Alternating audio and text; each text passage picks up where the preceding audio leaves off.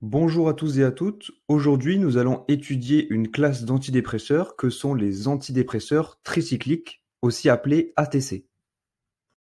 Il existe deux générations d'antidépresseurs tricycliques. La première génération se déclinant en deux familles, les pramines et les ptylines, et la deuxième génération qui est composée quant à elle de la mianzyrine et de la doxépine. Avant d'entrer dans le détail des antidépresseurs, il est important de comprendre que la dépression serait due à un déficit de transmission en noradrénaline et sérotonine. Autrement dit, un patient déprimé ne possède pas assez de noradrénaline et de sérotonine. Donc, comme on l'a vu, l'objectif thérapeutique pour les patients déprimés serait donc d'augmenter la disponibilité de la sérotonine et de la noradrénaline.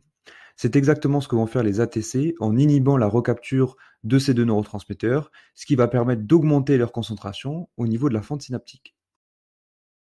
En plus de cela, les ATC vont venir aussi bloquer trois autres récepteurs que sont les récepteurs muscariniques, le récepteur histaminergique H1 et le récepteur alpha 1. Chaque blocage va avoir des conséquences qui seront les principaux effets secondaires des ATC. Pour terminer le mécanisme d'action, il est important de savoir que les ATC ont des effets précoces comme la sédation et l'amélioration du sommeil, et des effets retardés qui apparaîtront seulement 2 à 3 semaines après la prise, comme l'effet antidépresseur. Notons que les ATC peuvent avoir d'autres intérêts thérapeutiques. Concernant la pharmacocinétique, le temps de demi-vie est généralement long, entre 15 et 30 heures.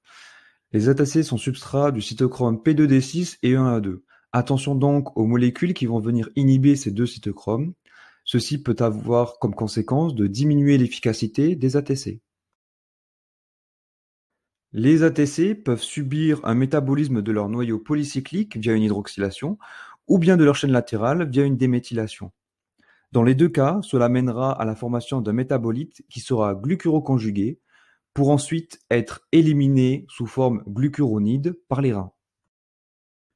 Les effets secondaires des ATC se résument à une sédation et prise de poids, des troubles de la conduction cardiaque surtout chez les personnes âgées, des effets anticholinergiques comme la rétention urinaire, la mydriase et la constipation.